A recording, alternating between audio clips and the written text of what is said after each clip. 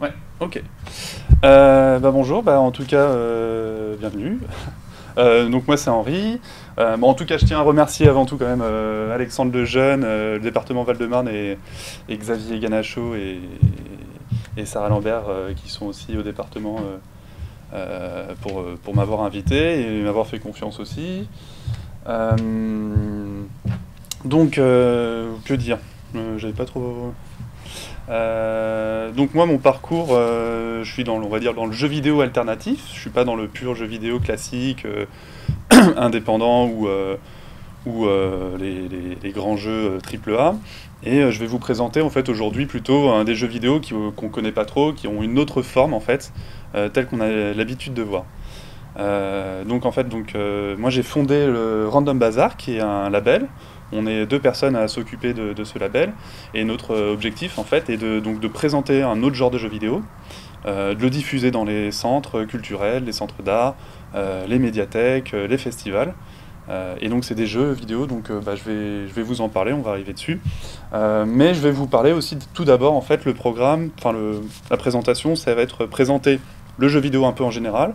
Alors j'ai cru comprendre que vous avez tous un peu des connaissances, donc on va un peu survoler ça, c'était histoire d'aborder un peu la diversité du jeu vidéo aussi dans les jeux vidéo dits commerciaux ou indépendants. Après je vais parler le label, en fait, nous on a une collection de jeux. On a toute une collection de jeux qu'on présente, qu'on met à disposition. On fait parfois certaines animations. Et ensuite, on va parler du Line Wobbler, en fait. Donc le Line Wobbler est une installation qui va être intégrée dans le catalogue, dans le programme de Malapixel, que vous, ensuite, après, en bibliothèque, vous pouvez l'emprunter et faire après une présentation de ce jeu et des animations autour de ça. Donc on va commencer le jeu vidéo par Random Bazaar. Donc n'hésitez pas, si vous avez des questions, s'il y a des choses qui sont bizarres, si je commence à dire, je sais pas, des mots comme shmup, beat'em all, RPG, FPS, si vous savez pas les mots, vous m'arrêtez tout de suite, vous me demandez. Voilà, donc il y a quand même de la terminologie assez spécifique dans le jeu vidéo. Voilà, n'hésitez pas. Donc, j'aime bien commencer un peu de dire que le jeu vidéo, il y a une grande diversité dans ça, même et surtout aussi dans dits commerciaux, tout ce qui est commerciaux. Donc, ça va être. Moi, je les catégorise un peu dans ce sens-là. Après, voilà, c'est pas exhaustif. Moi, je vais parler des genres de jeux vidéo. Donc, il y a plein de genres différents. Du hardware, tout ce qui est console, ordinateur. On va un peu aborder ça brièvement. Création-diffusion. C'est-à-dire qu'on va parler un peu le nombre de jeux qui sont créés et comment ils sont diffusés. Les contrôleurs, très important, parce que sans contrôleur, en fait, on interface avec un ordinateur. Et ensuite, des aspects que je ne vais pas parler ici, esthétique, mécanique de jeu, scénario. Donc, l'esthétique, ce qu'on voit, mécanique de jeu, c'est qu'est-ce qu'on nous propose comme type d'action, justement, dans le jeu vidéo, pour pouvoir interagir, et des scénarios. Il y a des jeux justement qui ont un scénario très fort avec une grande narration, d'autres pas. Donc voilà, etc. Donc les genres en fait, on va faire un peu une liste de jeux que moi j'ai joué un peu récemment. Donc là par exemple on peut voir Zelda à l'écran sur Game Boy Color, qui est un jeu d'action, un jeu d'aventure principalement, qui se présente d'une façon un peu vue aérienne. Donc, c'est bug. Faut cliquer sur la partie gauche pour faire un clic gauche. Ok. Ensuite, un jeu que j'ai joué récemment qui s'appelle Dicey Donkeys, qui est un jeu de combat avec des decks. Donc les decks, c'est souvent la pile de cartes qu'on a, et on est des dés. Et on doit lancer les dés, donc c'est un jeu de hasard à la fois, un jeu aussi de stratégie tactique, surtout tactique, en fonction de ses ennemis, et donc on peut voir qu'on a des dés à lancer, qu'on peut, en fonction du dé, faire une attaque, un pistolet à rayon si on a moins de 3, un dé de moins de 3, on peut rouler le dé si minimum, le chiffre c'est minimum 2, donc c'est un peu un jeu tactique, un jeu de combat avec des decks, donc encore un autre genre un peu différent. Et c'est un jeu de Terry Cavanagh. Donc voilà, je vais un peu citer les noms. Ensuite, on a les jeux un peu classiques, platformer. Cette fois-ci, là, c'est Speedrunners, un jeu multijoueur qui se joue à 4. Donc c'est un jeu moi que je trouve plutôt plaisant, on peut vraiment jouer à 4 personnes et c'est vraiment très compétitif, un peu un jeu de course mais en plutôt format platformer. Et vu que j'ai pas mes notes, je sais plus du tout qui c'est, voilà, après les studios je les connais pas trop. Mais, ça marchait bien en médiathèque. Ouais. J'imagine tu as dû le tester. Bon voilà, c'est un peu des jeux qui peuvent se présenter en animation ou même des fois avoir en collection. Mais on y reviendra sur les problématiques, notamment tout ce qui est dématérialisé. Thomas Was Alone, un autre jeu de platformer cette fois-ci, mais qui cette fois-ci va être beaucoup plus axé sur une narration forte, avec des cubes qui sont plutôt abstraits, qui vont être personnifiés. Et donc ça sera à la fois un jeu de casse-tête, contrairement à l'autre jeu d'avant qui est aussi platformer, mais cette fois-ci qui va être plutôt un jeu de course. Superliminal, cette fois-ci on va être en FPS. Donc le FPS, pour ceux qui ne savent pas, c'est à la première personne. Donc on a une vue qui est plutôt la caméra est à la place de nos yeux pour le personnage. Et je trouve que c'est un très très bon jeu parce qu'il va jouer sur des perspectives, il faudra déplacer les objets, les faire grandir, etc. C'est vraiment un puzzle game, un jeu de casse-tête qui est très très axé sur la perspective. Ensuite, un autre jeu qui ressemble un peu à SimCity, comme ça, qui s'appelle This is the Police, qui va être un jeu de gestion d'un commissariat. Donc il faudra gérer l'envoi en même temps des voitures de police pour intervenir sur place. C'est aussi à la fois un jeu de tactique, parce que dans ce jeu, il y a plusieurs couches de jeu, en fait, c'est-à-dire que même sur place, il faudra intervenir un peu au tour par tour, comme pour Dofus, pour ceux qui connaissent. C'est un jeu assez complet, qui à la fois aussi, il y a des enquêtes. Moi, c'est un jeu que j'ai beaucoup aimé récemment. J'ai passé beaucoup d'heures, mais qui est très complet, qui a aussi un scénario très fort derrière. Donc voilà. Ensuite, un autre jeu qui s'appelle Fury de Game Bakers, qui est à la fois un jeu de combat. Donc en fait, on a le personnage qui est ici, tout en bas, et qui devra affronter le boss, que des boss. Plein d'autres, et donc c'est à la fois un jeu de combat un peu comme Street Fighter mais à vue aérienne, et aussi un shmup. Donc les fameux shmup, c'est des jeux, c'est toujours du mal un peu à définir ce genre de jeu, mais ça va être souvent des vues aériennes où on a un personnage qu'il faut éviter le maximum de choses tout en affrontant plein d'ennemis autour. Donc là ça reprend plein de codes différents, plein de genres différents, ils ont mixé tout ça, ils ont fait quelque chose de très, très esthétique, très coloré, et ils ont sorti Fury. Un autre jeu, Outer Wilds, qui est un jeu cette fois-ci d'exploration, vraiment d'exploration d'un système planétaire. Donc on a un personnage, on ne sait pas trop ce qu'il faut faire, on sait qu'on doit aller partir dans le système planétaire, dans la galaxie, aller de planète en planète, tout ça grâce aussi avec notre fusée. Et ce qui est intéressant, c'est qu'il n'y a pas de temps de chargement en fait. C'est-à-dire que on dit pas je vais à cette planète, il y a un chargement. Non, on y va vraiment, on a toute la physique qui va avec. Donc c'est à la fois une maîtrise aussi un peu d'essayer d'appréhender aussi tout ce qui est gravité dans ce jeu. Et pareil aussi une narration assez forte dans ce jeu. Donc voilà. Et un dernier jeu qui s'appelle That Dragon Cancer, un jeu qui est plutôt ce qu'on appelle les walking simulator, c'est-à-dire en fait il y a très peu d'interactions. Ça a été pensé comme un jeu vidéo, c'est-à-dire qu'on avance, on recule, de temps en temps de petites interactions, mais là on va surtout suivre une histoire principale.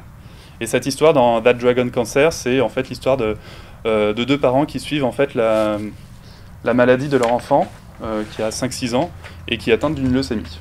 Donc en fait on est plus passif dans ce jeu et on va vraiment parcourir de manière interactive leurs histoires, leurs émotions. Donc le but de présenter un peu tous ces genres de jeux vidéo, c'est-à-dire que en fait c'est un média pour moi je vais beaucoup parler de médias.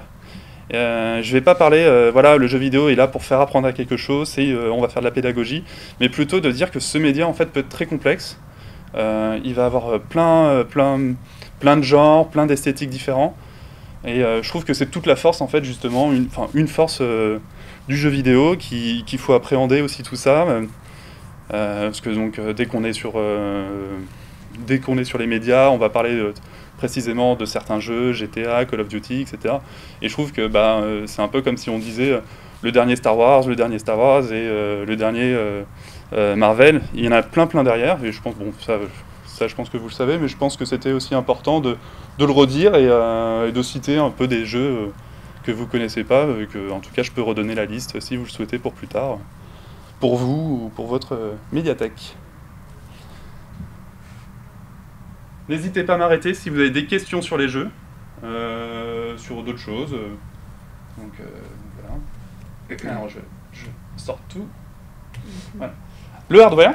On connaît tous l'ordinateur, la console. C'est l'élément principal justement pour pouvoir jouer à un jeu. La liste au début on la connaît bien. Le casque VR vient d'arriver depuis 5-6 ans, qui est commercialisé. Je ne sais pas si vous dans les médiathèques vous en avez.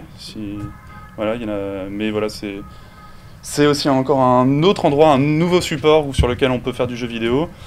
Et les deux derniers, notamment, les entreprises n'ont pas attendu ce que pensaient les utilisateurs, mais ils ont fait aussi des jeux vidéo sur les décodeurs télé, sur les plateformes Netflix, YouTube, etc.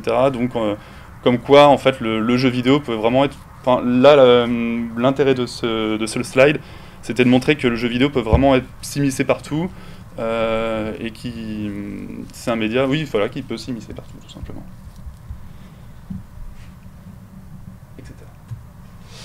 Création, diffusion. Donc là, je vais parler principalement des plateformes dématérialisées. Je ne vais pas du tout aborder le CD ou la cartouche, parce que sinon, c'est pas aussi trop mon domaine. Mais voilà, la plateforme dématérialisée, ça reste maintenant un marché extrêmement important aujourd'hui pour les personnes qui veulent acheter des jeux vidéo. Donc on les connaît. Les principales, c'est Steam, Origin, Uplay, Play Store, Xbox Live, mais c'est Xbox Store normalement, je crois, ou je sais plus comment ça s'appelle. J'ai mis Stadia, je ne sais pas s'il y en a qui connaissent. Le principe de Stadia, c'est Google qui a mis en place en fait une plateforme sur laquelle on peut jouer avec son ordinateur qui a peu de puissance, mais avec une bonne connexion internet, on peut jouer à des jeux avec des très bonnes qualités graphiques à distance. C'est-à-dire qu'en gros, ça va être un ordinateur qui va être, je sais pas, en Chine, qui est puissant et qui va jouer pour nous, en fait, qui va motoriser en fait les effets graphiques et enfin tout le graphisme. Mais je crois qu'ils ont arrêté Stadia. Ils ont arrêté ? Je crois. Hein. Il me semble avoir vu un truc. Ouais, mais ça marchait pas. Ouais. Mais de toute façon, c'est pas les seuls. Je les ai pas notés, mais il y en a d'autres aussi plateformes. Est-ce que tu te rappelles en France Voilà. Black Note, c'est ça ? Ouais. Donc voilà, on peut remplacer Stadia par Black Note. Comme ça, c'est français aussi. Donc voilà, donc c'est une technologie. Voilà, il y a encore un nouveau support, c'est-à-dire que cette fois-ci, on a eu le smartphone, on a les PC, on a un PC qui est pas assez puissant. Ah, potentiellement, je sais pas si ça peut intéresser après les villes, les municipalités, se dire bah voilà, on n'a pas de PC puissant, mais on sait qu'on a relativement une bonne connexion grâce à la DSI. Et voilà, moi je dis ça. Donc voilà, mais voilà. Après il y a d'autres problèmes, qui sont après plus questions de sécurité. J'aborde aussi Itch.io et Congress Games. Donc ça va peut-être répondre à ta question avant sur comment faire jouer aussi à d'autres jeux vidéo. Tout à l'heure tu te posais la question. Alors attends, je vais l'aborder ensuite. Avant ça, je voudrais juste faire un petit point, suspense, un petit point sur Steam, en fait, le nombre de jeux de vidéos indépendants, et même de jeux tout court sur Steam. Oui, c'est ça. C'est-à-dire que Steam, donc c'est une plateforme dématérialisée, je ne sais pas s'il y en a qui connaissent ou pas, mais je vais quand même le redire parce que c'est enregistré. C'est en fait un logiciel sur Internet, sur un ordinateur sur lequel on peut télécharger plein de jeux. Et donc c'est tenu par Valve, et au début, en 2004, quand ils ont ouvert, ils avaient 7 jeux qui étaient principalement à eux, qui étaient Counter-Strike, Half-Life, enfin les jeux de l'époque en ce temps-là. Et donc ils se sont dit, il y a un potentiel, on va sortir d'autres jeux qui ne sont pas les nôtres, et donc on peut voir que en 2013, il y avait 500 jeux qui sont sortis, donc plus tous les autres, il y avait à peu près 1000 jeux sur Steam en 2013. Et il y a eu un énorme bond en fait, de création et d'ouverture aussi à tout ce qui est jeux vidéo indépendants. 2014 jusqu'à 2018, ça a quasiment doublé chaque année. Donc on peut voir que c'est un peu exponentiel, et ça montre le nombre de jeux qui existent sur Steam, qui sont énormes, et donc le nombre de créations en fait. Donc c'est là où je voulais revenir sur la création. Il y a énormément de jeux, et donc une diversité assez monstrueuse. Ça s'arrête en 2018 puisque Steam ont changé leur façon de fonctionner pour diffuser leurs chiffres. Aujourd'hui on peut plus le savoir, mais on peut estimer que c'est au-dessus de 10 000 en tout cas aujourd'hui. Donc on est en 2021, donc j'imagine 2020, si on continue une courbe, ça peut être 13 000 et après peut-être 15 000. Donc ça montre aussi le nombre de créations, aussi bien en France que dans le monde, qui est assez énorme. Donc un peu se poser la question comment se retrouver dans tout ça, réfléchir à des curations, même se poser la question, est-ce qu'on, dans ce cas-là, on va pas se référer à des personnes qui font de la curation sur Steam, etc. Il y a un système maintenant de curation, ils vont faire des sélections de jeux généralement.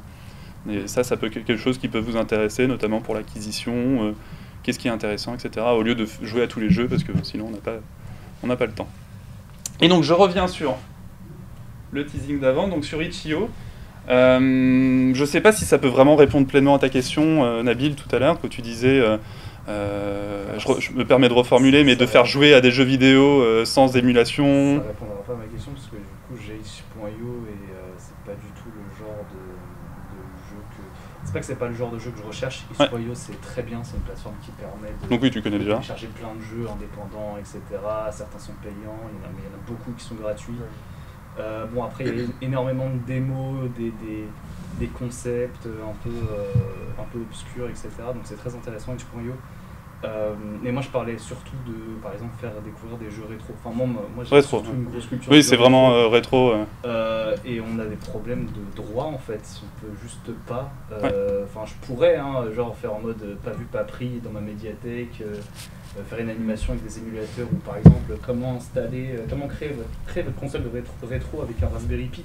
Sauf qu'en fait, d'accord, les émulateurs ils sont open source, mais les ROM, elles, à part si tu veux jouer à des jeux d'avion sur enfin des jeux d'avion qui sont distribués dans certains avions, ou des jeux pas très intéressants, mais c'est pas super. Comment ils ont les droits, parce que nous à la bibliothèque il y a des gens qui sont venus justement avec des arcades et du rétro gaming, il y en a un calculateur de jeux. Ah non, mais ils les ont pas en fait. Ah oui, mais c'est comme tout ce qui se passe en jeu vidéo en ce moment, c'est-à-dire on est dans une faille juridique et... Oui et non. C'est de moins en moins une faille en tout cas. C'est ça. Par exemple, nous on les paye. Vous les payez. Oui. Comme ça on est sûr de pas... Parce que Nintendo en ce moment s'attaque à plein de médiathèques parce que toutes les licences RDM, Colaco, les fournisseurs habituels, ils font le... Alors il y a des jeux qui passent à 120 €, c'est clair, mais du coup on peut les utiliser sans problème. Mais dans ma précédente médiathèque, il y avait effectivement la logique il y a une faille, on s'en fout. Non, mais c'est que pour l'instant, on me disait qu'à chaque fois que les gens avaient essayé de se renseigner, même Nintendo, etc., leur disait que s'en fichait en fait. Mais s'ils commencent à attaquer, c'est qu'il va y avoir une législation qui va être créée, ou alors, comme je dis... je ne suis pas au point sur la législation en elle-même, mais en tout cas, je sais que les fournisseurs, la plupart des fournisseurs classiques, RDM, Colaco, tout ça, font maintenant jeux vidéo avec les droits de prêt. D'accord. De toute façon, c'est simple. Je crois que c'est écrit derrière les boîtes des jeux Nintendo, par exemple. C'est-à-dire que dès que tu achètes un jeu, comment dire, t'es pas propriétaire du jeu, c'est-à-dire que tu as les droits d'utiliser le logiciel. T'as pas le droit de faire de copies, même si ton jeu, tu dis mon jeu dans 20 ans est-ce qu'il va fonctionner, t'as pas le droit de faire de copies, même si c'est pour toi. Donc télécharger des jeux déjà copiés en se disant oui, je veux sauvegarder le patrimoine vidéoludique, en fait, c'est juste pas légal. Et il y a plusieurs légendes urbaines, est-ce que si j'ai le jeu chez moi et que je télécharge la ROM, est-ce que c'est légal, tout ça? Non. Comme la borne qu'il y avait, je sais plus, c'était à la Cité des Sciences, une borne avec je crois 200 jeux d'arcade dessus, non, pareil. Donc je comprends pas comment ça peut continuer à exister, surtout dans des institutions en fait.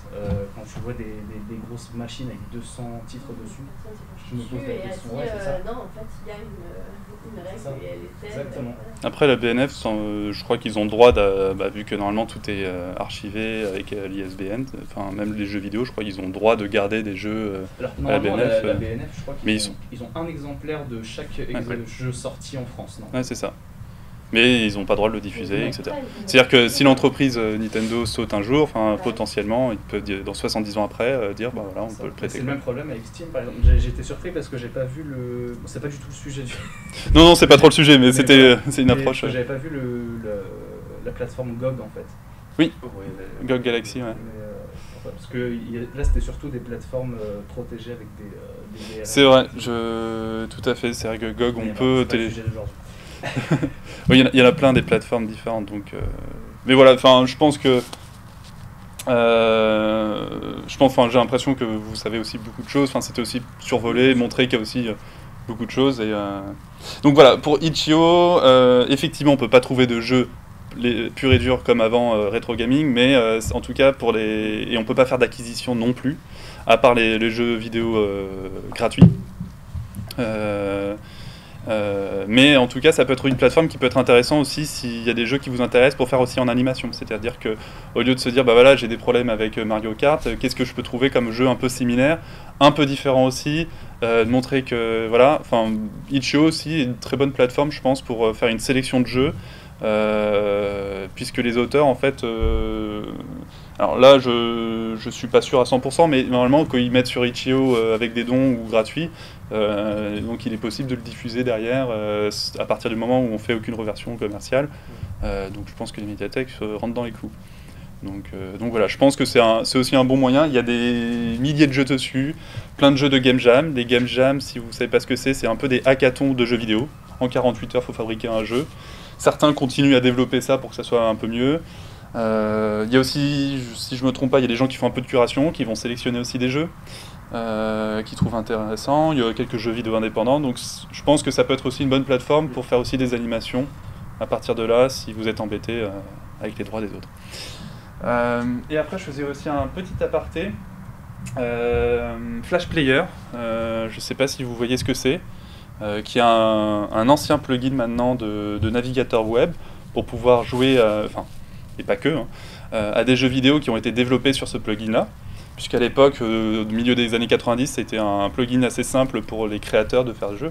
Et donc il y a eu une explosion en fait à l'époque, dans les années 2000, de plein de petits jeux. Le plugin Flash Player n'existe plus depuis maintenant le 1er janvier de cette année. Donc tous ces jeux sont un peu abandonnés et il existe un logiciel, si vous le souhaitez, de pouvoir où sont référencés tous les jeux de Flash Player, enfin tous. En tout cas, tous ceux qui fonctionnent, etc. Il y a à peu près plus de 70 000 de jeux qui sont possibles. Donc il y a des gens qui ont aussi fait de la curation, des sélections de jeux. Donc si vous voulez retrouver aussi des anciens jeux des années 90 indépendants, notamment le fameux Canabalt à l'époque, qui est connu. Notamment aussi, nous, Random Bazar, on a fait une petite sélection de jeux aussi dans ça, si ça vous intéresse. Donc voilà, je pense que voilà, c'est un logiciel qui est intéressant. J'ai remis aussi une notice de comment le télécharger, si ça peut intéresser. Et ça peut être aussi un accès libre aussi à tous les jeux Flash d'époque. Donc voilà, donc la diffusion. Les contrôleurs. Voilà, je vais aborder très brièvement, parce que le temps tourne. Donc voilà, il existe plein de contrôleurs différents. Les manettes, les joysticks, les souris, enfin voilà, il y a 10 000 façons, et ce que j'ai cité, c'est principalement tous ceux dits commerciaux. Et on va voir ensuite que l'intérêt, c'est avec Random Bazar, c'est de trouver de nouvelles façons de jouer et d'avoir de nouveaux contrôleurs. Et donc, nous, dans tout ça, donc Random Bazar existe depuis maintenant 4 ans. On avait commencé par un festival à Paris autour du contrôleur alternatif, jeux vidéo contrôleur alternatif. Et aujourd'hui, on a plutôt une casquette label, c'est-à-dire qu'on va représenter des artistes, des créateurs qui nous ont mis à disposition donc des installations vidéoludiques, des jeux sur lesquels nous on a les droits d'auteur, les droits de diffusion. et qu'on prête et qu'on met à disposition tout ça. Donc en fait, ça va être plein de créateurs qui vont dire, bah voilà, j'ai envie de faire un jeu vidéo un peu différent. Et avant ça, j'aimerais bien, ce que j'aime bien faire, c'est faire une définition de qu'est-ce que c'est de jouer à un jeu vidéo. Enfin, c'est un peu, ça c'est la mienne. C'est un joueur de jeu vidéo dispose de périphériques ou interfaces, donc c'est-à-dire des manettes, des contrôles, etc., qui peut être n'importe lesquels en fait. On peut décider, par exemple, que bah, là, cette table va être un contrôleur en fait.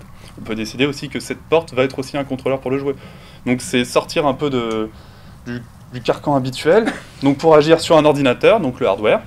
Donc ça peut être ordinateur, mais bon, ça va être un peu difficile de faire en fait faire fonctionner une PlayStation avec une porte. Et donc après pour le joueur, percevoir les conséquences de ses actes. Donc le fait d'ouvrir une porte sur un environnement dédié. J'aime bien dire dédié parce qu'on peut dire qu'il est à la fois virtuel sur un écran, mais en fait il peut être aussi physique si on le décide, etc. Et donc à partir de là, en fait, c'est un peu, voilà, on pose ça, et est-ce qu'on peut faire des jeux vidéo finalement avec cette définition et de se dire, bah voilà, je vais utiliser, je sais pas, un micro-ondes.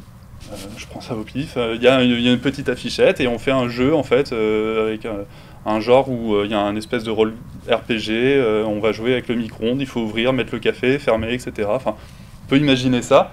Et est-ce que c'est un jeu vidéo? Enfin, nous, en tout cas, nous on le considère dans Random Bazar comme un jeu vidéo. Et donc, on aime bien parler de installation vidéoludique. Et donc, ça, c'est une approche de notre part, de Random Bazar, des approches d'installation vidéoludique. C'est-à-dire qu'on a à peu près 4 approches. On a des contrôleurs et des écrans détournés ou DIY. DIY, donc c'est do it yourself, donc fait par soi-même. C'est-à-dire que, par exemple, le fait d'avoir décidé je prends la porte, c'est un détournement.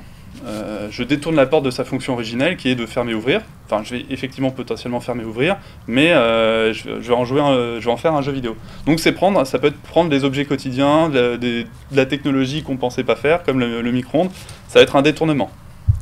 Ou DIY, c'est-à-dire on se le construit soi-même, je vais prendre ça, j'assemble, et puis voilà. Donc voilà.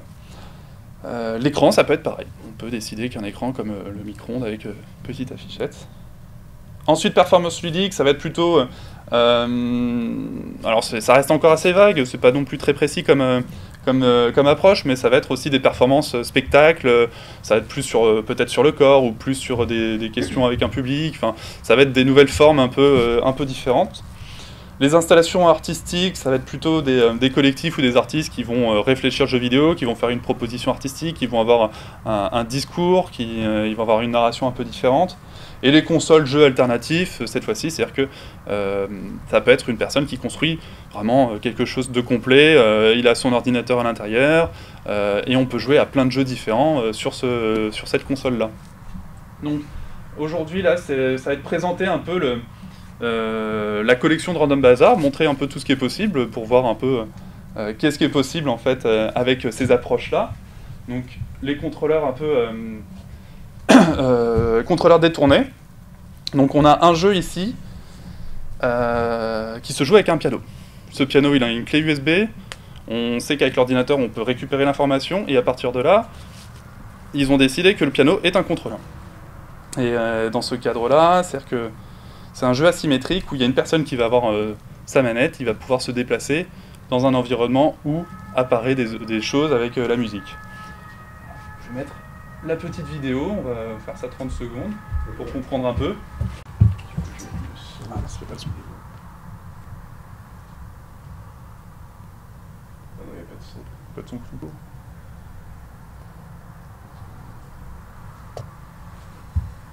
Ah, ça doit être sur le PC.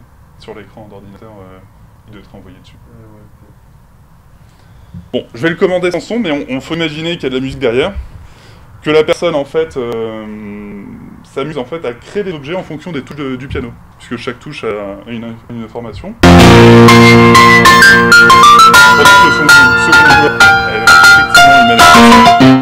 Va se déplacer dans ce désert qui se construit au fur et à mesure. Donc, il change même la tonalité de la lumière. Et donc... Voilà, c'est vraiment un bac à sable, un jeu d'exploration qui se joue à deux. où on a détourné un piano.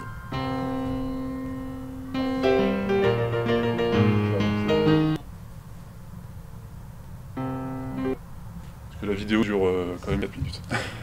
Ensuite, encore un autre détournement, cette fois-ci, on peut voir que l'écran est blanc, et que cette fois-ci, la personne a un casque. Et sur ce casque, en fait, il a 3 filtres différents. Pourquoi? Parce que, vu que l'écran est blanc, il a été arraché, en fait, de son filtre polariseur. Donc ils sont amusés, vu que le filtre polariseur permet, en fait, de voir ce qui se passe à l'écran, puisque c'est un écran plasma, et pas l'écran LED, il y a besoin d'une polarisation. Alors, m'expliquez pas toute la technique de la polarisation. Mais l'idée, c'est que ce filtre-là, il a été en fait mis sur le casque ici. Donc c'est-à-dire qu'on déporte justement l'écran, et on a besoin effectivement de l'écran plasma classique, mais on a surtout besoin de ce casque qui a les filtres, et d'autant plus qu'ils ont rajouté en fait des filtres de couleur. C'est-à-dire qu'on doit tourner le casque pour avoir rouge, vert et bleu. Donc à partir de là, ils se sont amusés. Si on voit une seule couleur, on peut se dire, si on voit le rouge, en fait on voit pas le bleu, donc on voit pas la sortie bleue. Donc ils sont amusés à faire un labyrinthe. Donc tout projet, un peu une question sur l'anti-VR, c'est un peu de la dérision sur les nouveaux casques verts. Donc il y a une petite vidéo, si je le clique, est-ce que ça... Hop. Pour bien comprendre.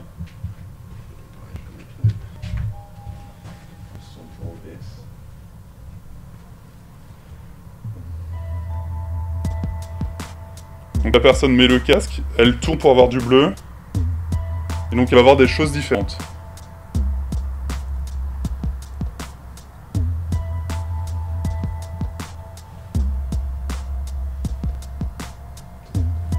Et donc là, comme vous pouvez voir, du rouge au bleu, enfin ça...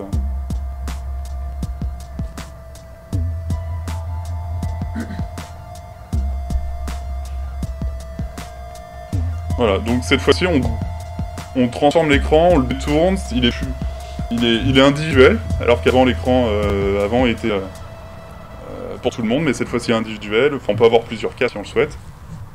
Et c'est donc un jeu de type labyrinthe. Merci.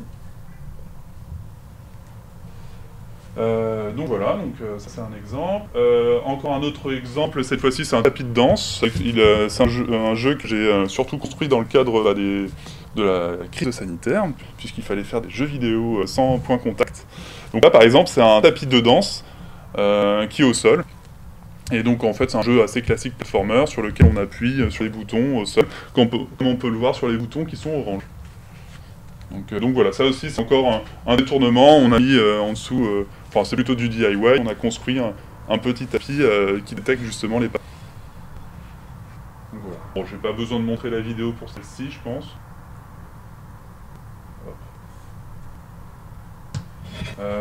Donc les performances ludiques,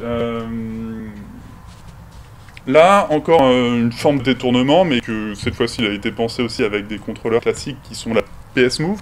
Je ne sais pas si vous voyez, c'est la manette avec une boule de couleur de la PlayStation. C'est comme une Wiimote avec une de la couleur. Voilà. Et là, ce qu'ils ont fait, c'est un jeu vidéo, justement. Vu qu'on a ça comme information, c'est suffisant. On n'a pas besoin d'écran. Donc, c'est un jeu vidéo qui n'a pas de vidéo, mais que du son. Donc, et la bagarre, j'ai mis comme titre. C'est-à-dire qu'en fait, il faut imaginer ce contrôleur comme un verre d'eau rempli à bord, et qu'il faut surtout pas renverser. Si on le renverse, on a perdu. Et donc, par contre, si on veut gagner, il faut faire renverser celui des autres. C'est-à-dire pousser les adversaires sans bouger son propre contrôleur. Enfin, en tout cas, très doucement. Je vous montre une petite vidéo. Je présente brièvement.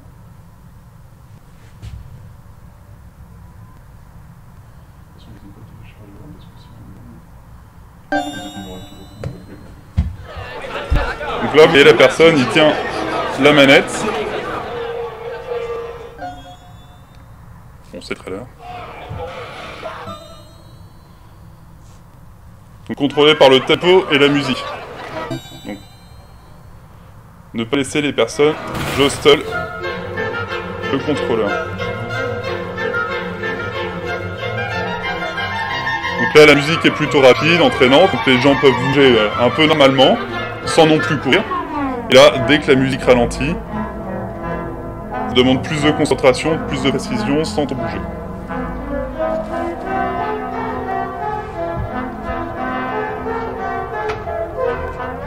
Et après ça peut reprendre, c'est très aléatoire comme type de tempo.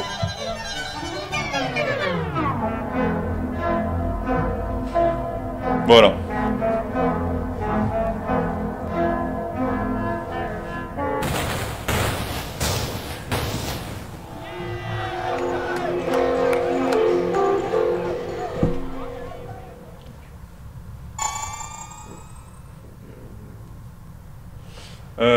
Donc voilà, donc ça c'est encore un exemple. Les performances ludiques, conférence-jeu. Là c'est un autre format aussi, cette fois-ci un peu une conférence à la manière du livre dont vous êtes le héros. Cette fois-ci, tout public en fait va décider où aller, que faire, décider de ses ressources, grâce à l'aide en fait de deux personnes qui animent la séance de conférence. Donc à la manière d'un maître de conférence et d'un maître de jeu. Donc les thèmes par exemple ça va être jazz et jeux vidéo ou animaux et jeux vidéo. Donc c'est vraiment une conférence participative. Je vais vous montrer une vidéo pour un peu expliquer les règles et le thème. Donc là c'est sur le thème animaux et jeux vidéo.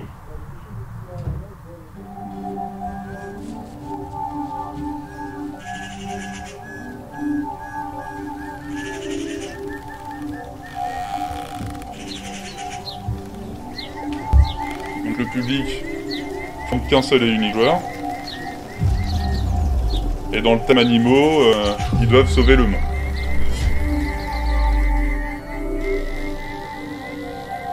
Collecter des informations sur les animaux de jeux vidéo, puisque ça reste un peu la seule référence.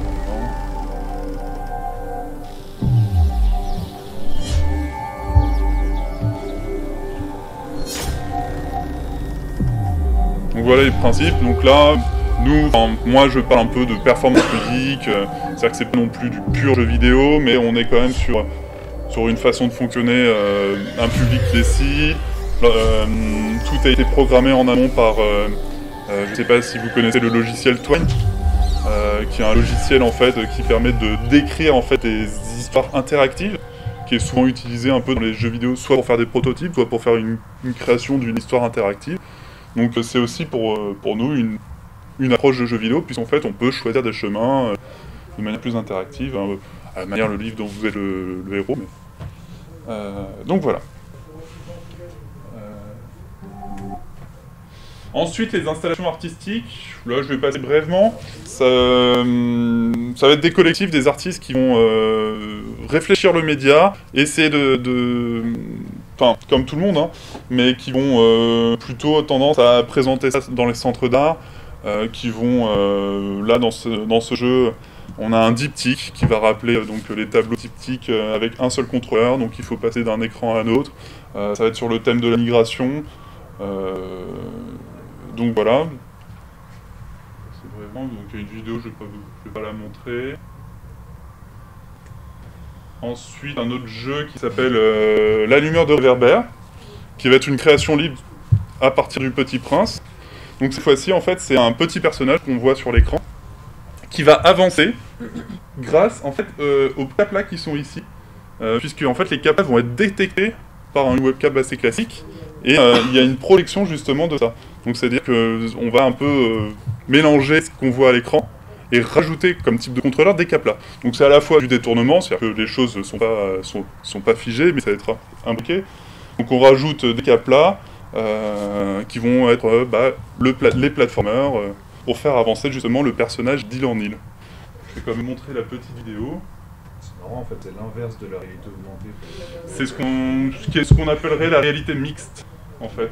C'est un peu, c'est quelque chose en université qui est réfléchi et défini.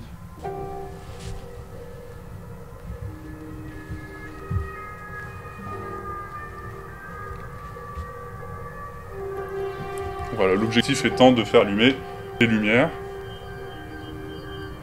Et là, dans le jeu, il saute, et malheureusement, il ne faudrait pas qu'il saute. Et pour cela...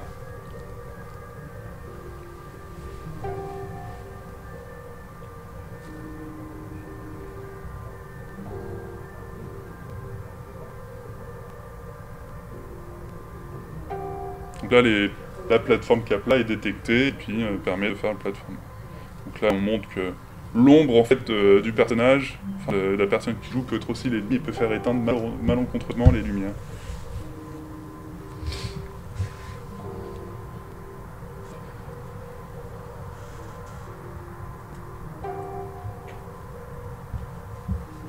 celui-là. Donc voilà, donc encore un exemple de création. Et après, console de jeux vidéo alternatif.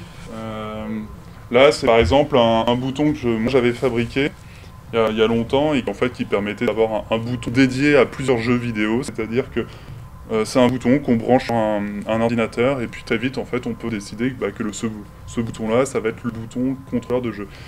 Mais à la fois, il peut avoir aussi sa propre lumière, on peut en mettre 5, 10, 15, 20. Donc voilà.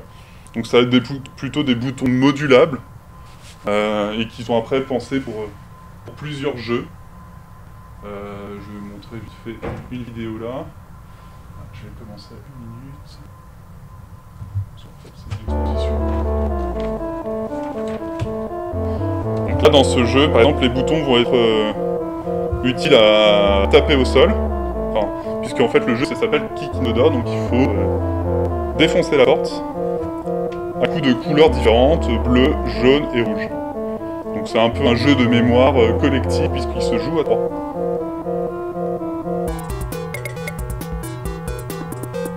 Voilà. Et après le second jeu qui est un autre qui s'appelle Toaster Ball. Cette fois-ci, les pédales, elles sont pas individuelles. Il y a 2 pédales par personne, donc ça se joue 1 contre 1. Donc c'est un autre genre de jeu qui va être plutôt compétitif. Où à coup de toaster et de pain grillé, on s'affronte. Donc ça, c'est un jeu vidéo qui était sorti sur Steam. Donc on a contacté justement le studio. Est-ce qu'ils étaient d'accord qu'on change le contrôleur et qu'on puisse faire un autre jeu un peu différent. Donc contrairement à l'autre, le jeu d'avant Kick in the Door, c'était à 3 personnes avec chacun son bouton, chacun une couleur, et là c'est chacun 2 boutons. Hop. Et une dernière console, cette fois-ci, c'est une grande console qui se joue jusqu'à 12 joueurs. C'est-à-dire que c'est une plateforme, un écran qui est à l'horizontale, tout le monde peut se mettre autour et jouer aux jeux vidéo. Et donc en fait l'idée c'est d'avoir plein de petits jeux, mini-jeux différents où principalement le jeu en fait se joue très facilement avec un bouton, un peu à la one button game, ce qui a l'avantage justement d'être parfois un peu plus accessible, de jouer qu'avec un seul bouton. Il y a très peu de narration par exemple sur cette console qui potentiellement peut être plus accessible pour certains, parce qu'aujourd'hui souvent beaucoup de jeux après sont en anglais. Lorsqu'on va chercher des jeux sur internet, c'est un peu la contrainte.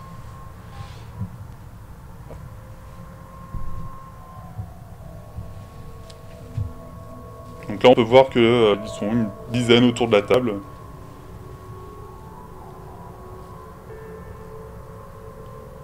Donc là par exemple le jeu, on est en équipe, il y a l'équipe bleue, l'équipe rouge. Et l'objectif est de faire une capture de territoire au centre et de rester plus longtemps. On ne le verra pas sur cette vidéo, mais il y a aussi par exemple un autre jeu où ça va être plutôt, on va faire des constellations, on va envoyer des fusées sur des planètes ou des météorites et on va faire des constellations avec ça. Voilà, donc ça c'est plutôt dans la catégorie console, qui sont complètement créés et qui sont pensés pour pouvoir jouer avec d'autres jeux.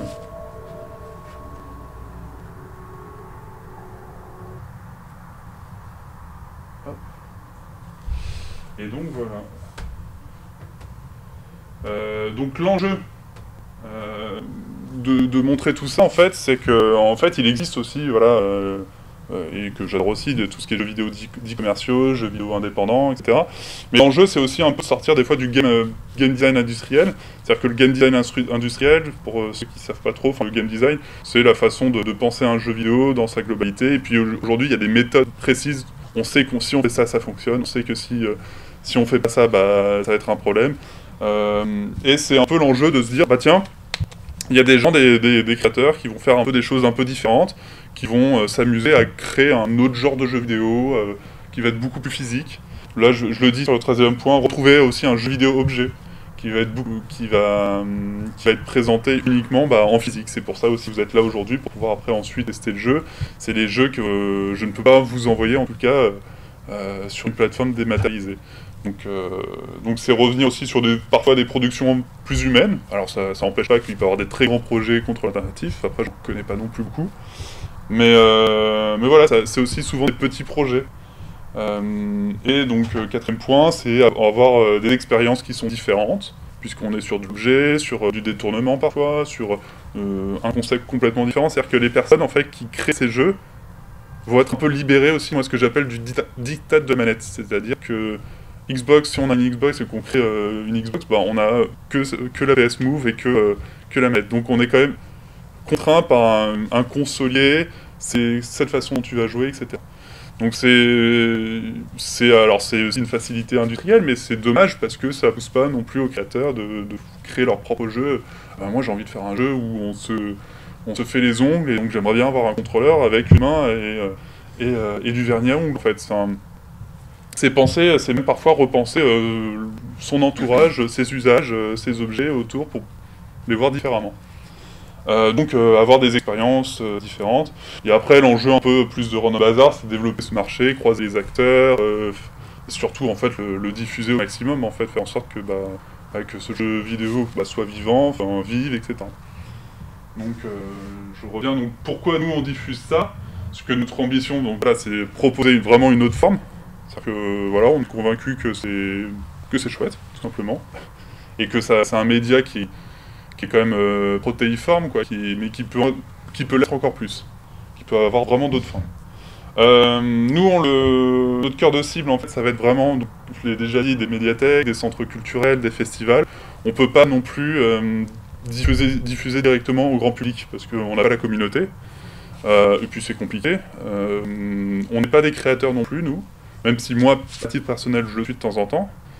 Donc voilà, c'est qu'on pense, voilà, ces intermédiaires, médiathèques, festivals ou même entreprises, en fait, ils ont aussi leurs usagers, leur public. Et donc comment diffuser ces œuvres? Donc comme je l'ai dit, c'est pas du tout dématérialisé, ça va être plutôt sur des logiques soit événementielles, soit d'exposition. Donc c'est-à-dire c'est une présentation aussi technique, c'est parfois de la maintenance, c'est aussi une médiation aussi, ce que j'appelle plutôt de la médiation culturelle, c'est-à-dire accompagner, expliquer, ou voir faire de l'animation, c'est-à-dire trouver aussi des moyens de faire jouer au jeu, soit le laisser un peu comme ça, faire découvrir tout seul le jeu, ou soit accompagner avec des animations un petit peu différentes, et notamment pour le Line Wobbler, on va en parler un petit peu. Donc voilà. Et donc le Line Wobbler dans tout ça. J'espère qu'il est 11h17. Si vous avez des questions, en tout cas, jusqu'ici, ou même des commentaires, n'hésitez pas. Là, on va parler du Line Wobbler. Qu'est-ce que c'est? On va le présenter techniquement. Donc là, on peut voir la photo. Donc on voit, c'est un joystick avec de la lumière derrière. Et donc, il est là. Est-ce qu'il te reste des slides et tout? Il me reste des slides. Ok, c'est pour savoir si on... Ouais. De toute façon, je le présente là un petit peu. Je peux me rapprocher pour la caméra. Et aussi, il faut que je tienne avec le micro. C'est un objet avec un ressort, une poignée au-dessus. Et il n'y a pas d'ordinateur, il n'y a pas de PlayStation ou de Xbox. En fait, tout est en Arduino. Je ne sais pas si vous connaissez un peu le Arduino. C'est le principe du Arduino, c'est très concrètement, ou enfin très brièvement plutôt, des micro-ordinateurs. C'est-à-dire qu'en fait, on va les programmer en amont, et ils vont faire l'office d'ordinateur et d'interface avec le contrôleur. Donc voilà, c'est tout simplement ça. Maintenant, aujourd'hui, plutôt, nous on va le considérer un peu comme un objet DIY, qui est fabriqué en imprimante 3D, avec un ressort aujourd'hui, le micro-ordinateur. Et donc voilà, pour ça, pour nous, c'est une installation vidéoludique qui va sortir justement du jeu vidéo classique, qui est pour nous qui va être un objet. Mais avant d'y jouer, j'aimerais bien vous montrer un peu comment le Line Wobbler a été né, histoire de voir un peu d'où viennent les imaginations de chacun, notamment des créateurs. J'ai une petite vidéo à vous montrer. Et oui.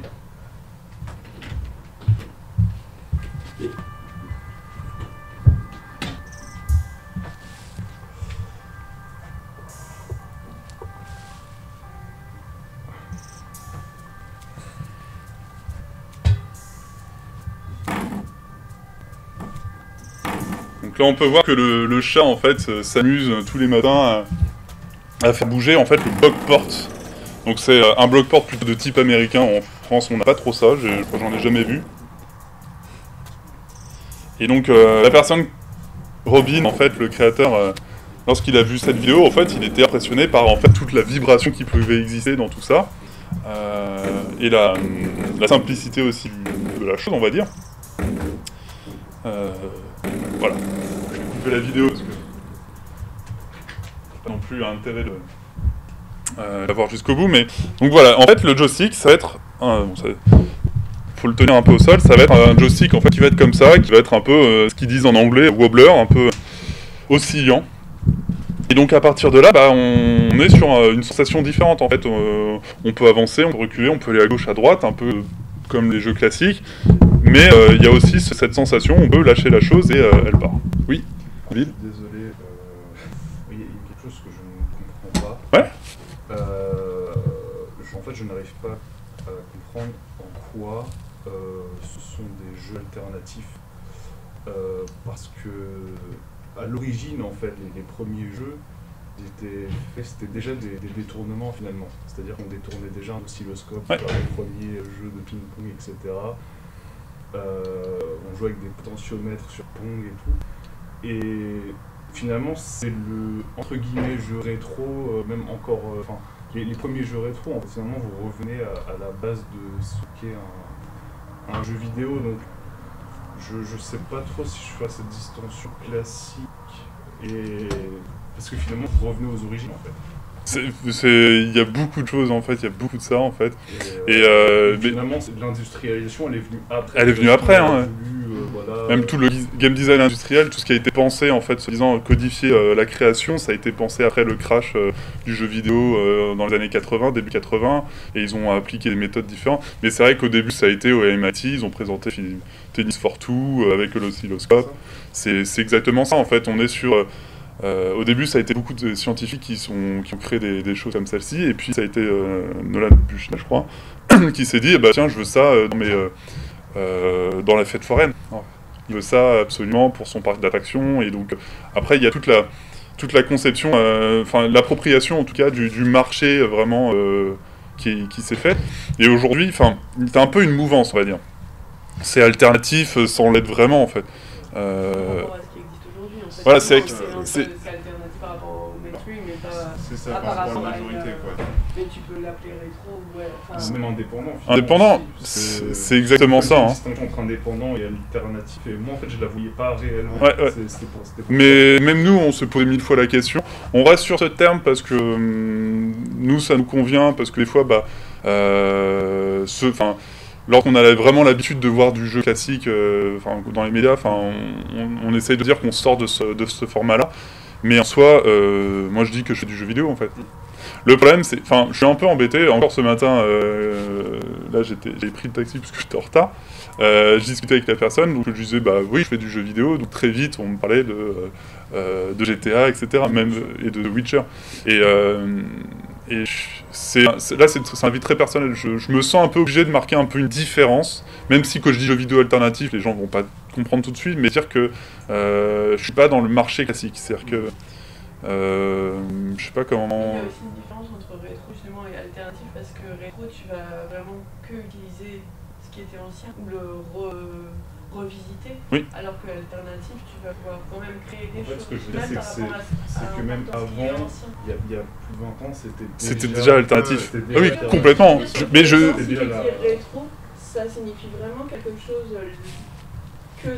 pour moi, par exemple, quand on est en bibliothèque, on va faire un truc sur du rétro gaming, ils voient vraiment que des anciens jeux, ils imaginent pas que c'est quelqu'un qui va créer quelque chose de J'ai l'impression qu'il y a un côté réappropriation. C'est ça, ce que j'ai... Vous revenez aux ressources, mais par vous-même. Ouais. C'est ça. Alors que dans le rétro, on ne fait que présenter ce qui a été fait avant, sans le détailler.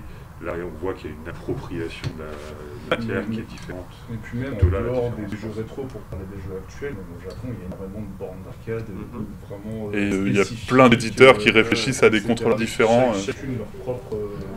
Mais complètement, mais c'est vrai qu'en France on n'a pas cette culture. J'ai vu des vidéos où il y a un contrôleur, c'est comme borne d'arcade au Japon, c'est faut renverser la table. Voilà. Moi je trouve ça très drôle et très super, et j'habite à Strasbourg, bah, on n'a pas de salle d'arcade en fait, on a rien de tout ça. C'est vrai qu'à chaque fois le titre qu'on donne un genre, on va dire, de jeu vidéo est toujours compliqué, même au sein du milieu il y a toujours des désaccords. Tout comme tout à l'heure tu disais jeu indé, mais ça pareil, jeu indé, il y a eu beaucoup de débats à ce sujet, parce que quand on disait jeu indé, on voulait dire petite échelle, un peu sympa, différent, mais aujourd'hui il y a des studios indé qui valent des millions et du coup qui font des gros jeux AAA, et du coup bah pareil, on a remis en question est-ce que jeu indé du coup ça veut dire ce qu'on pensait que ça voulait dire. Et c'est vrai que du coup le jeu alternatif c'est un peu peut-être un mot valise du coup comme tu le dis, mais ça permet de facilement se dire ah ok d'accord, je vois un peu ce que c'est un peu le jeu autrement quoi. Même si à une époque c'était un peu la base quoi, c'est comme l'ordinateur, c'était dans les garages au début. Voilà quoi, c'est un peu comme ça. Mais je suis complètement d'accord. Après moi je dis je fais du jeu vidéo, après c'est le principe des sous-genres, sous-genres, le fait d'avoir croisé 10 000 choses, le fait de revenir sur des trucs, etc. C'est de la sémantique, c'est extrêmement compliqué de redéfinir, et puis de toute façon ça évolue avec le temps. Donc, mais voilà, c'est comme aussi tu disais, Yann, la réappropriation aussi, de se dire... Il y a un peu le côté... je l'ai déjà dit un peu, mais voilà, on sort aussi des consoliers de qu'est-ce qu'ils nous proposent, et c'est aussi... ça peut être une réappropriation. Enfin, les créateurs qui étaient là, qu'on a aussi dans la collection, la plupart sont des développeurs de jeux vidéo, ils font beaucoup de jeux vidéo classiques. Ils ont fait ça en plus à côté. Enfin, il y a quand même un lien en fait. Enfin, je veux dire, c'est pas non plus complètement déconnecté du jeu vidéo classique. Enfin voilà. Voilà, non, mais c'est une très très bonne question, et puis ça reste très complexe en fait. Moi je dis alternatif, mais parce que voilà, nous on s'est habitués, mais on ne... donc, je sais plus où je m'étais arrêté. La présentation, donc voilà, pour dire des façons différentes un peu de contrôler, et j'avais mis dans le slide un peu comment le définir rapidement. Je pense pas que ce soit hyper pertinent, mais voilà, je l'ai déjà dit, voilà, on est sur du hardware plutôt Arduino, qui est quand même plus accessible en fait. Aujourd'hui on a quand même une mouvance où la technique est quand même plus accessible. La Malapixel, je sais qu'ils vont avoir des Maki-Maki. Je sais que moi, avec les Maki-Maki, en fait, ça pourrait être un bon combo, Maki-Maki et Line Wobbler, en fait, de faire comme là, parce que moi, j'ai fait pas mal d'animations avec des Maki-Maki, mais c'est-à-dire mixer avec Scratch pour dire, bah alors, on va faire un jeu très classique, etc. Puis en fait, on va faire un jeu où en fait, il faut penser aussi à la fois la règle dans l'écran, mais aussi vous allez créer votre contrôleur avec le Maki-Maki. Donc avoir une réflexion, justement, bah, le Maki-Maki peut permettre d'avoir aussi de rajouter une couche de jeu sur le jeu. Enfin, je l'explique un peu comme ça auprès du public. Donc je trouve que c'est un bon combo aussi de présenter par exemple, commencer par le Maki, et puis après dire bah, avec le Modeler, c'est un peu aussi cette mouvance-là de technologie maintenant beaucoup plus facile d'accès. Voilà, je ne sais pas pour ceux qui voient ce que c'est le Maki-Maki. En tout cas, pour la définition sur la radio, c'est une très simple qui se branche en USB sur un ordinateur pour pouvoir après très vite avoir une pomme ou une banane comme contrôleur. Donc on appuie dessus et ça permet de faire la touche espace ou de faire la touche clavier ou même souris. Donc voilà, donc après voilà, c'est comme type de jeu, voilà, je reviens sur comment le définir, création de fusion, donc diffusion en direct, pas dématérialisé, donc ça reste un objet. L'esthétique, on va le voir après avec la bande de LED que je vais sortir. Voilà, après comme approche, on peut dire que c'est à la fois aussi un contrôleur DIY qui était vraiment fabriqué. C'est presque même une console parce qu'on peut mettre d'autres petits jeux dessus, mais pour le moment il a été dédié pour qu'un seul jeu, qui est le Line Wobbler. Donc, un dossier qui accompagne le Line Wobbler, mais en même temps, je vais vous présenter d'abord la technique. On va installer le Line Wobbler. Comme ça, tu peux mettre la caméra full. Je me dis que celui-là, il collera vraiment sur les murs, non? J'ai déjà fait, en fait. T'as déjà fait? Nickel. Normalement, yes. ça accroche. Ouais. Donc, le Line Wobbler, techniquement, donc c'est ce contrôleur. Vous aurez, si vous le prenez dans la boîte, donc l'écran.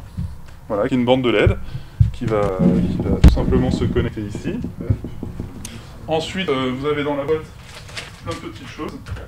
Vous aurez droit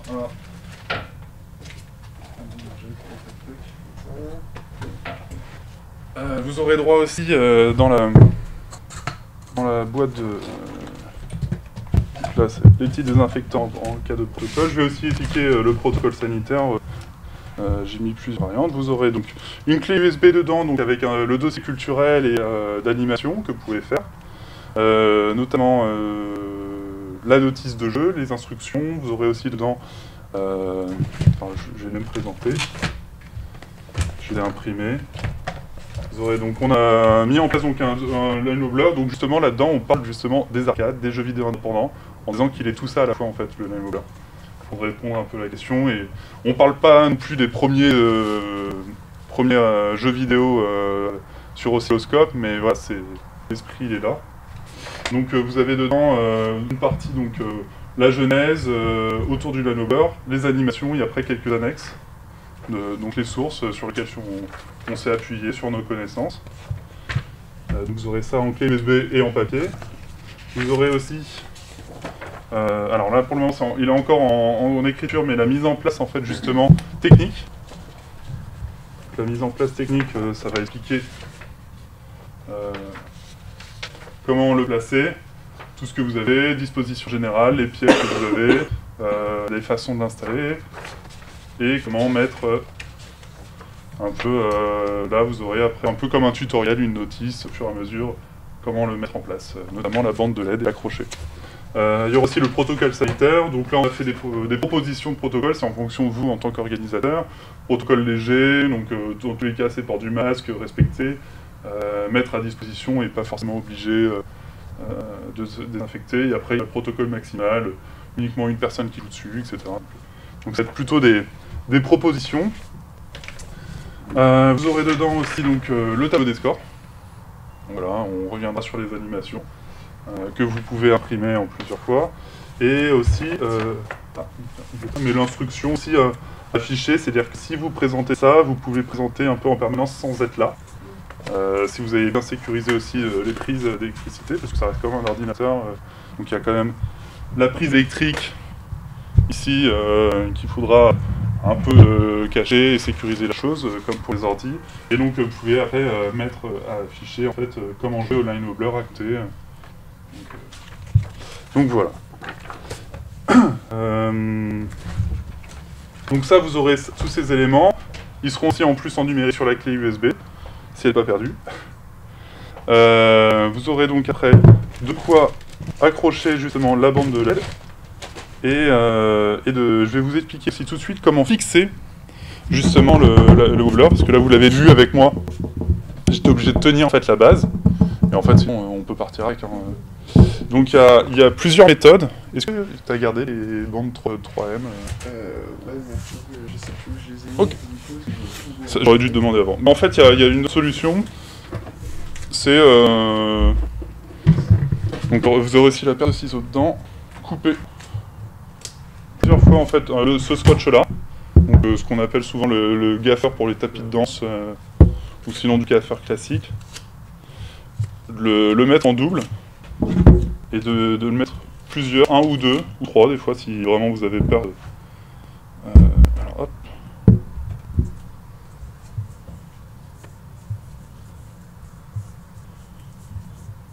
Ah ça y est, j'ai perdu.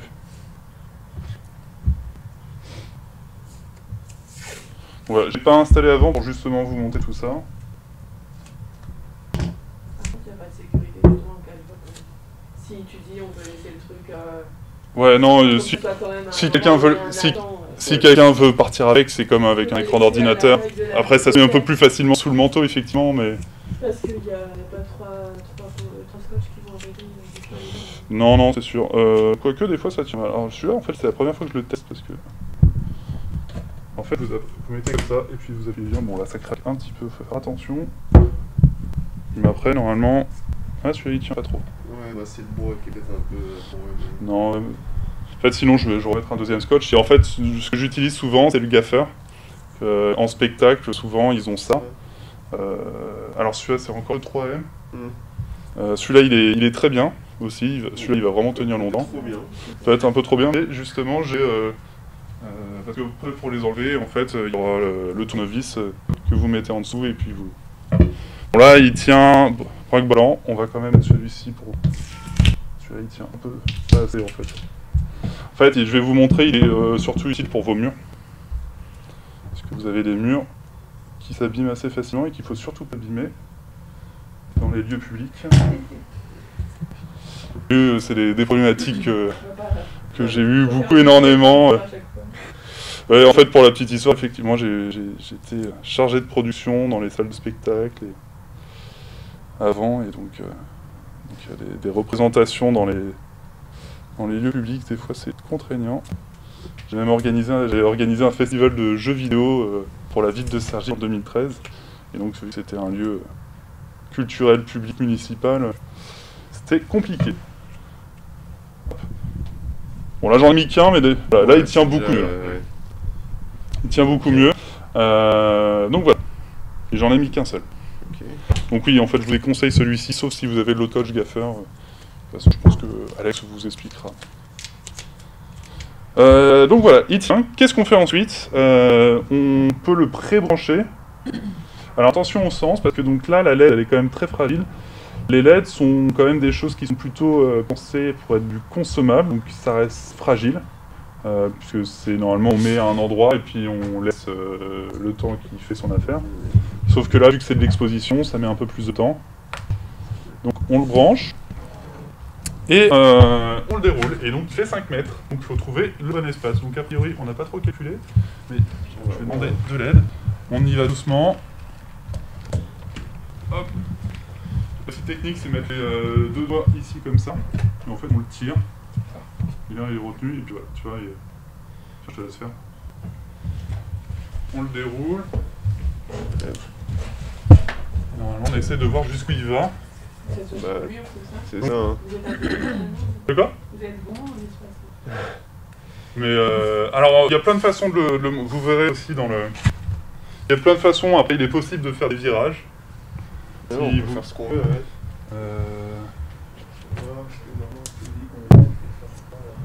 Ouais, tout en haut. Ah, c'est peut-être trop, hein, finalement. Ouais,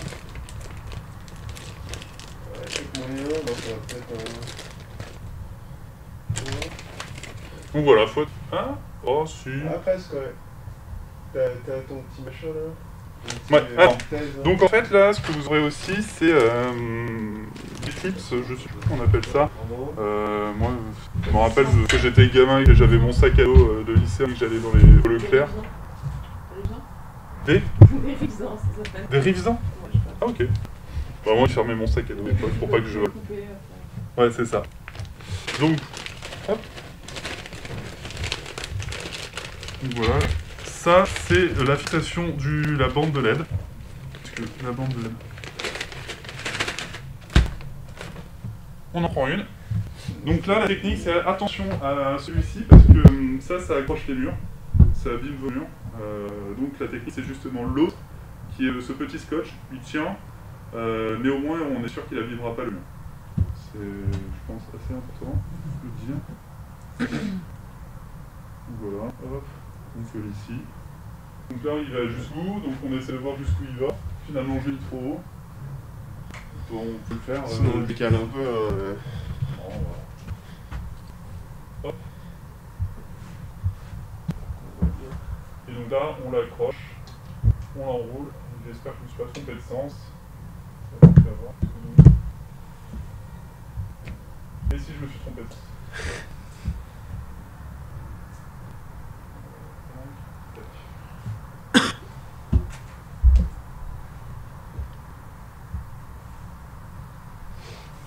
Hop. Des fois, les deux, c'est pas mal. Merci. Je vais retenir, on va essayer en sorte que ça se voit. Et là, hop. Normalement, il tient. On ne sert pas trop parce qu'on peut abîmer en fait le plastique qui fait office de waterproof. Donc là, dans l'idéal, moi je conseille 3 ou 4 alors d'en base pour mettre les rivets. C'est ça les raisons? Ouais. Comme ça, je vais la prendre. Mais ouais, là c'est en base. Donc là, donc on colle bien. Bon, on peut faire plus petit pour éviter comme celui-ci, pour éviter de trop voir. Mais généralement, vous allez voir, on le voit plus trop une fois que le jeu est lancé. Donc là, après, généralement, j'en mets une ici, j'en mets une aussi pour ces fils-là, parce que ceux-là, il faut faire attention qu'ils ne soient pas trop touchés. Des fois, je prends aussi le scotch et je cache.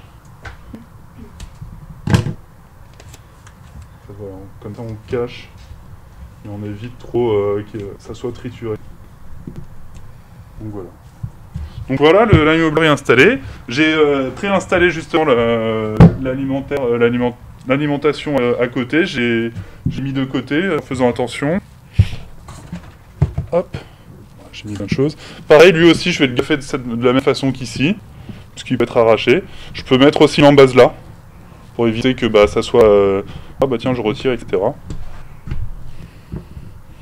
Et donc après, on allume. Et normalement, c'est presque du plug and play. Donc là, le jeu est lancé. Donc, qu'est-ce qu'on peut dire? Qu'on a un contrôleur, justement, qui peut faire bouger la lumière verte. Et on est sur une dimension. Et en fait, c'est toute la particularité aussi avec d'avoir changé d'écran et d'avoir une bande de LED, c'est que cette fois-ci, on n'est plus sur la 2 dimensions. On ne peut pas aller à gauche, on ne peut pas aller à droite. On peut aller que de l'avant et de l'arrière. Donc, c'est une contrainte. Donc ça réduit aussi les mécaniques de jeu, donc avant, arrière. Et puis il y a le fait que ça soit un peu wobber, c'est-à-dire qu'on peut se rapprocher par exemple de la lumière rouge, et si on le touche, il se passe ça, et puis on revient au début. Et puis en fait, on s'aperçoit qu'on peut secouer la chose, pour le faire disparaître. Et donc tout le jeu est basé sur ça. Il y a... hop. Et là j'ai raté. Est-ce qu'il y en a qui veulent essayer? Lucie. Vas-y, c'est le moment. Fort. C'est vrai qu'il y a les câbles de... Alors, je vais désinfecter. On va voir. Le but, c'est pas que ça fasse la lumière, c'est que tu l'éclates en bois blanc. En volant, ouais, c'est ça. Okay. Hop, hop. Tac, tac, tac, tac, tac. Voilà. À toi de jouer. Et il y a un bruit qu'on pourrait avoir plus fort quand on fait de l'animation ou c'est... On peut le mettre plus fort. Moi, je le mets souvent au minimum parce que... Généralement, que c'est en animation, à un moment donné, on a les oreilles qui explosent. Oui, bien sûr. Mais généralement, je le mets au minimum, il y a le paramétrage.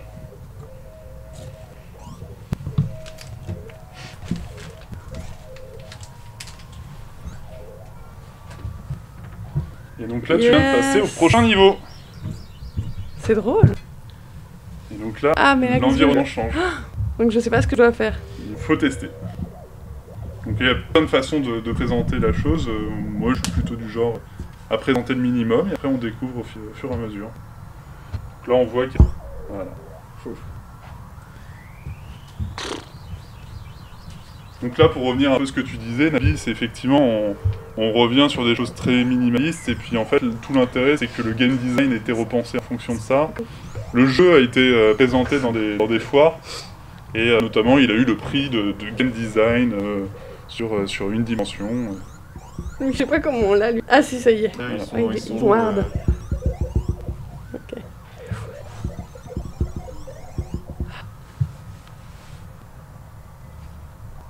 C'est bon ça, c'est drôle. Donc il y a 8, 9 niveaux. Donc là on a encore une... Ah non.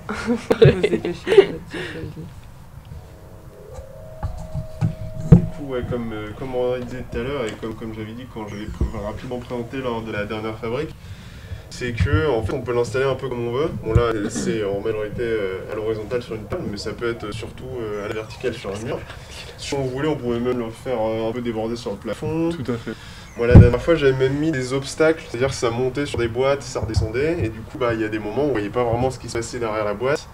Et du coup ça va demander à être à plusieurs pour que il y a un copain qui dit ah bah tiens il y a quoi derrière, est-ce qu'il y a un petit point rouge, bon voilà, après c'est vous qui voyez comment vous voulez l'installer, et ça peut vraiment changer un peu le gameplay finalement, la manière dont on l'installe quoi, c'est assez sympa. Est-ce que tu... Au secours. Oh non. Le dernier. Est-ce que quelqu'un d'autre veut essayer? Allez Yann. Alors il y a un petit bouton, le rouge, c'est le restart, ça permet de recommencer au début. Ouais, parce que là, lui, il est...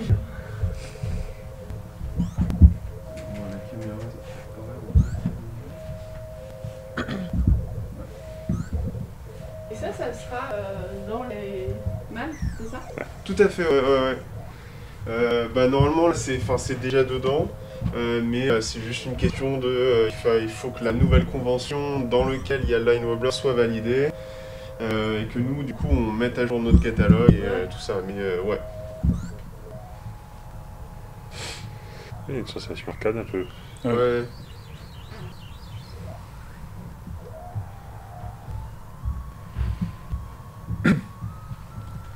La vitesse. Voilà, c'est les forces des chanteurs en fait. Donc oui, en fait pour parler un peu de technique, c'est-à-dire que l'intérêt c'est du joystick, c'est que on peut le pencher plus comme pas beaucoup. Donc ça permet aussi d'avoir une sensation aussi de maîtriser sa vitesse, c'est-à-dire que si on plie énormément on va plus vite, si on plie peu, etc. Grâce en fait à l'intérieur, en haut de la poignée noire, en fait, on a un accéléromètre. L'accéléromètre, c'est souvent ce qu'on a dans nos portables pour pouvoir en fait le secouer, ou même la Wii. Non, pas la Wii Note. Ils ont l'accéléromètre? Bon, la PS. Et voilà, donc ça permet d'avoir vraiment cette maîtrise en fait du contrôleur. Voilà, il n'y a pas trop 15 000 stratégies, il faut bourriner là, c'est... Bon, ça reste quand même un jeu très linéaire. Hein. On est coincé. C'est visuel, il y a le visuel, il y a le bruit. Passé. Donc voilà, on va avancer un peu et après je laisserai le jeu, comme ça tout le monde pourra y jouer une fois à la fin. Donc voilà, c'est très simple, ça reste du plug and play. Enfin, on branche et puis ça se lance, il n'y a pas besoin de programmer. Il y a à savoir, après c'est redit dans la notice, lorsqu'on allume, on peut appuyer longtemps sur le bouton rouge et hop. Et là on arrive sur, par exemple, tu veux plus de son. Donc là on peut mettre le son à fond et on rappuie sur les... Hop. Et la luminosité est réglable? Non, malheureusement elle n'est pas encore réglable. C'est une contrainte qu'on voit avec Robin. Donc là on peut changer aussi même la direction, au lieu que ça soit avancé, on le fait peut-être plus vers l'arrière. Donc là on peut, par exemple, on fait soit vers l'arrière. Hop, on appuie sur le bouton et je crois c'est à peu près tout, hein, de toute façon. On appuie sur le bouton et là donc le son est beaucoup plus fort. Donc là par exemple je le fais avant et en fait là ça va dans le même sens. En fait maintenant cette fois-ci au lieu de faire ça, je tire vers l'arrière. Donc voilà, il y a quelques même paramètres qu'on peut régler et puis quand on rallume en fait il faut surtout pas le bouger. Il se paramètre un petit peu au début et puis c'est bon. Donc voilà. Donc on a... on peut retourner sur le slide. Voilà. Donc on a un dossier, comme je vous l'ai expliqué, qui explique le genre un peu de dungeon crawler, parce que ça reprend quelques codes d'un genre. Même si ça reste en fait extrêmement compliqué de l'identifier comme ça, parce que le dungeon crawler, alors je sais jamais trop comment le... C'est le principe d'être dans un donjon, d'aller de salle en salle, d'ouvrir la porte, de voir ce qui se passe, de tuer les monstres, parce que généralement c'est des monstres, de récupérer le trésor et de sortir pour aller à la prochaine pièce. Donc ça reprend un peu cette idée-là. Bon, là on est sur du très linéaire, il n'y a pas de trésor. Les monstres, on est obligé de les affronter à chaque fois, si on les considère comme des monstres. Moi j'aime bien dire, au lieu de tuer, j'aime bien dire faire disparaître, comme mot en tout cas. Voilà, ça c'est pour les animations, si vous voulez discuter avec les usagers, voilà, j'évite les mots éliminer ou tuer, parce que je pense que en fait l'imaginaire du line roller peut être un peu différent, aussi en fonction de chacun. Donc ça reprend un peu le genre, donc on réexplique un peu qu'est-ce que c'est le genre de dungeon crawler, d'où ça vient. On parle de la culture d'arcade justement, parce qu'on est vraiment sur une culture arcade un peu avant, notamment le contrôleur, changer les contrôleurs différemment, vraiment penser à un contrôleur pour ce type de jeu, comme dans les arcades on peut avoir des jeux justement de tir ou de volant. On va aborder aussi le jeu vidéo indépendant, parce que voilà, le line roller et tout ça à la fois. Donc voilà, c'est une ressource pour vous si vous le souhaitez. Puis après il y a des propositions d'animation.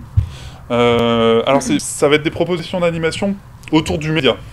C'est-à-dire que je vais pas parler de pédagogie avec le Line Blur, parce que nous, on n'est pas sur ces questions de pédagogie éducative autour du jeu. Enfin, je pense qu'il y a plein de personnes, plein de gens qui font ça, mais moi, ce que j'aime bien faire, c'est de faire plein de choses autour du média et de s'amuser avec le média.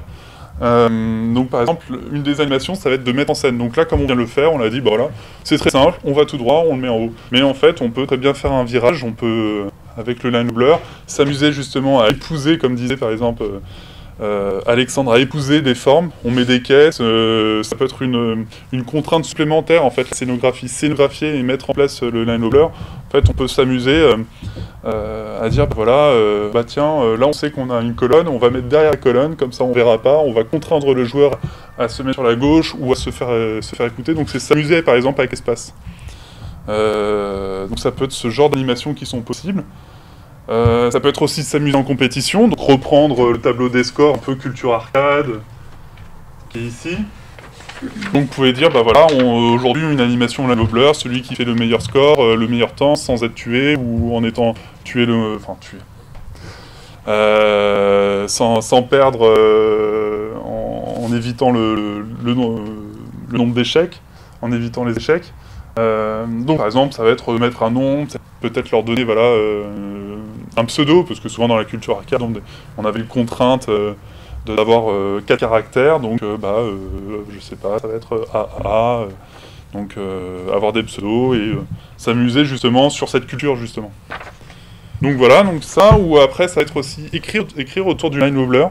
Alors il est présenté, souvent on a la lumière verte, on doit éviter la lave qui est orange, on doit éliminer les ennemis qui sont en rouge, donc ça c'est la façon dont présente Robin Baumgarten le jeu souvent.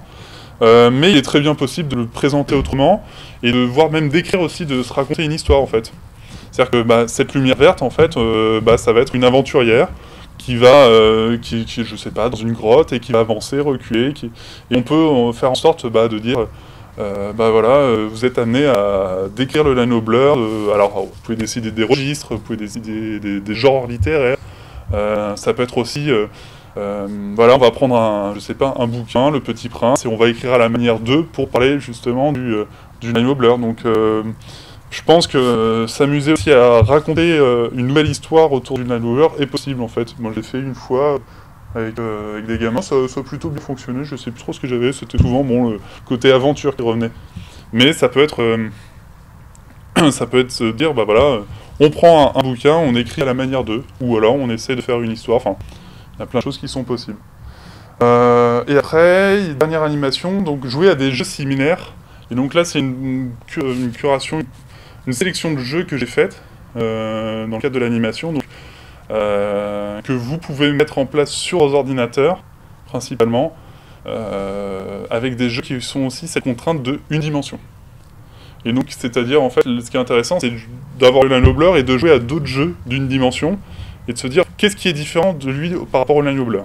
Et donc de discuter, par exemple, ça peut être sur l'esthétique, c'est-à-dire, ah bah celui-ci, il est beaucoup plus coloré, ou, en fait, là, on comprend beaucoup moins ce jeu-là, parce que, en fait, c'est moins clair qu'est-ce qu'il faut faire. Lorsque je bouge, je comprends pas qu'est-ce qui se passe. Ça peut être aussi...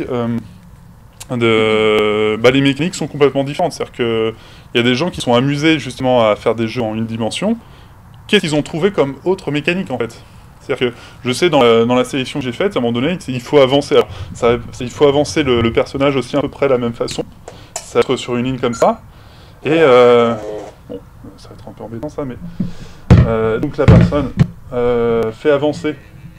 Dans le jeu, on fait avancer, mais au lieu par exemple, le rouge, de le faire disparaître, en fait, on appuie sur un bouton pour faire disparaître la lumière verte et avancer sans voir où est-ce qu'elle est, et après la refaire apparaître. Donc en fait, on peut, y a plein de mécaniques qui sont différentes, qui changent profondément le jeu, en fait, et qui va pas être du tout la même expérience, en fait, et qui va potentiellement pas raconter la même chose. Je sais que dans la sélection, par exemple, il y a un Tetris de une dimension. Qu'est-ce que c'est un Tetris d'une dimension? Est-ce qu'on change le gameplay ou pas, ou est-ce qu'on fait la même chose? Parce que si c'est exactement la même chose, en fait, il n'y a rien à faire. Ça paraît simple comme ça, dit Tetris en une dimension. T'alignes juste les blocs et puis à la fin tu gagnes. Oui, non, c'est ça. En fait, tu gagnes tout le temps, puisqu'en fait, il faut que ça soit les mêmes blocs alignés, mais vu que c'est une dimension, c'est toujours la même chose. Il y a deux propositions. Il y en a un qui est un peu du troll pour dire, voilà, il n'y a rien à faire, c'est juste Tetris à regarder. Le second, ça va être un Tetris où ils ont modifié le gameplay. Et pourquoi finalement le fait d'avoir modifié le gameplay, il est quand même intéressant en fait, et ça reste l'esprit Tetris. Donc voilà, il y a une sélection, ça demande donc plus de préparation, puisque là il faut avoir les ordinateurs. Dans le document, je mets les sources où les retrouver. Il y en a quelques-unes qui sont aussi sur la clé USB. Donc là, ça demande à lire un peu le texte, etc. Donc n'hésitez pas à faire des retours aussi lorsque vous allez lire auprès d'Alexandre sur qu'est-ce qui ne va pas, qu'est-ce qui ne fonctionne pas. Nous, on reste disponible pour modifier encore le texte un peu sur les aspects de compréhension. Donc voilà. Voilà ce qui est possible de faire avec le Enoblur. Et puis après, vous pouvez vous amuser à faire d'autres animations que nous, on n'a pas encore pensé. Ensuite, voilà. Et donc ma conclusion, ça va être plutôt de vous donner des références. Voilà, si vous avez envie de pousser un peu ce type de genre de jeu vidéo alternatif, voilà, le alternatif, on l'appelle un peu tous comme ça. Donc Shake That Button, qui est la première référence ici, qui référence en fait toutes les créations qui ont été faites par des gens, des créateurs, des artistes, qui se sont dit, bah tiens, c'est un peu du jeu vidéo avec un contrôleur différent. Donc c'est vraiment la référence le site qui référence toutes les créations. Pas toutes les installations sont diffusables, c'est-à-dire que des fois c'était beaucoup de one-shot, un peu comme des game jams, des hackathons où ça a été créé en 48 heures, puis après en fait le projet est abandonné. Mais il y a une référence qui est faite dessus. Ça montre aussi tout ce qui est possible en fait.